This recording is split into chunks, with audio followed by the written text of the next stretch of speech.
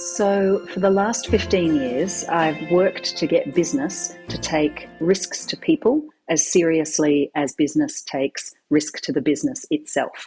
What that means is encouraging business not just to look at philanthropy and how it might spend its money on good social causes or good human rights programs, but actually looking at how business makes its money, what its global operations and value chains mean for impacts on people. That could be workers in the company itself or in its supply chain, making parts that go into its products. It could also be consumers who use or otherwise rely on what it comes up with. But in all cases, it's about how business impacts on people on their human rights on a daily basis. So I've been involved for, as I said, a number of years now, part of a team that was led by the late Professor John Ruggie of Harvard Kennedy School to develop what is now the global authoritative standard on how business should respect human rights. That's called the UN Guiding Principles on Business and Human Rights. And they brought together business, government, and civil society to really agree on a shared set of expectations about what business should do with regards to its impacts on people. And for the last decade, we've worked to put those into practice. So on a daily basis, I'm part of the leadership team of a nonprofit that I co-founded called Shift. And we work to transform how business thinks about people in what it does and how governments regulate business behaviour. Shift is headquartered in New York, but I'm based here in Australia. So on a daily basis, or maybe a nightly basis, I'm involved in conversations all around the world with individual companies, with sports bodies like FIFA and the International Olympic Committee, with governments that are looking to put this into legislation, with civil society stakeholders, NGOs and trade unions, about how to really drive this global standard, the UN Guiding Principles on Business and Human Rights, into the practice of what businesses do everywhere. So for 4 years, I was the chair of the Independent Advisory Board on Human Rights to FIFA. And in that time, we looked at a huge range of issues, from allowing women in Iran to access stadia freely, to looking at anti-LGBTQ laws in Russia, to looking at the rights of migrant workers in Qatar for the upcoming FIFA World Cup. And on all of these issues, we were providing recommendations on how FIFA should act to take human rights more seriously across its operations and its business. When it comes to the FIFA Women's World Cup here in Australia and New Zealand, I've been part of an expert human rights assessment led by the two human rights institutions of Australia and New Zealand, looking at a range of risks that, like any tournament anywhere in the world, doesn't matter what country you could be involved with. And here in Australia, a number of the predictable issues are certainly about how Indigenous rights are going to be respected and protected, whether that's intellectual property rights or cultural heritage in the places where tournaments are being played, or other forms of engagement and inclusion and respect for Indigenous heritage and rights in Australia and New Zealand, Maori rights in New Zealand. But the other major issue, of course, is women's rights and the increasing cases of harassment that we know about in all sports globally, but including in soccer, and how those kinds of issues will be treated and handled both during the tournament itself, but also in cases that may come to attention during the tournament but aren't connected to the actual games here, but that women in some of the teams competing in the tournament have experienced back in their home countries. There are also predictable supply chain risks about how products and other kinds of branded merchandise are manufactured for the tournament, but that kind of risk exists for most tournaments. What we're looking at in every case is to try to find out what's specific about this one, what should we be most worried about here.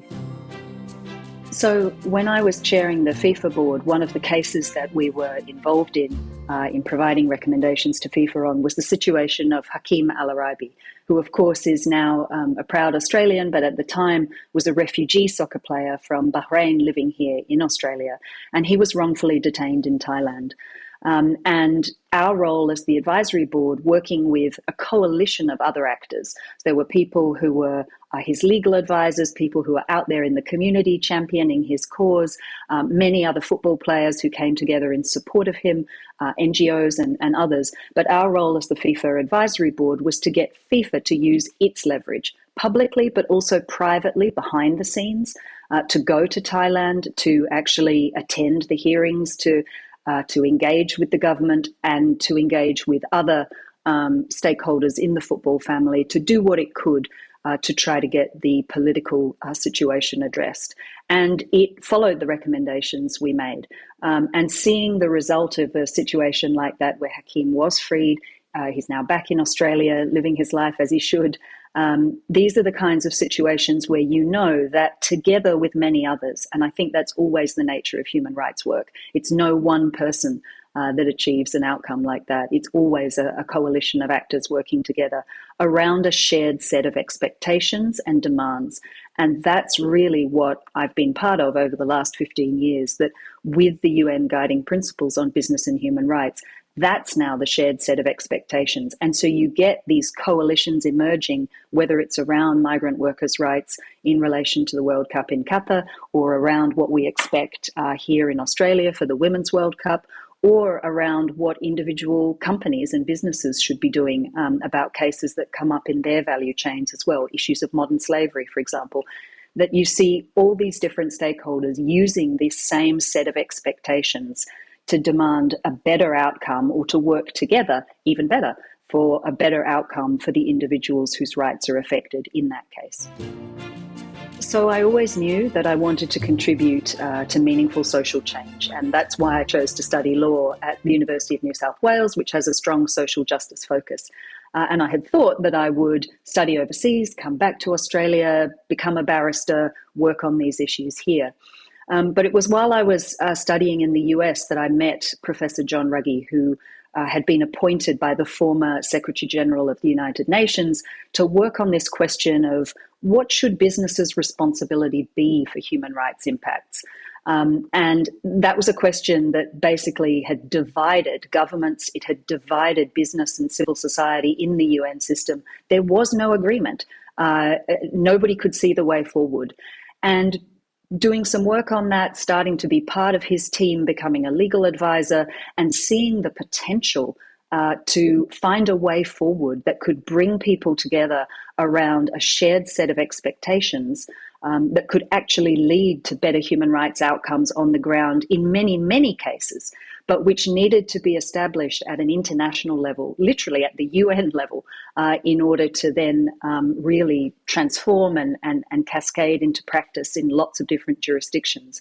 That was a really appealing prospect. And that was more than 17 years ago now, and I haven't looked back. But I think what matters about this work is that translation. It's the application into what does this mean in a specific jurisdiction in Australia, at EU level, where they're working and will probably adopt a law that will translate the guiding principles into EU corporate law in the first half of next year.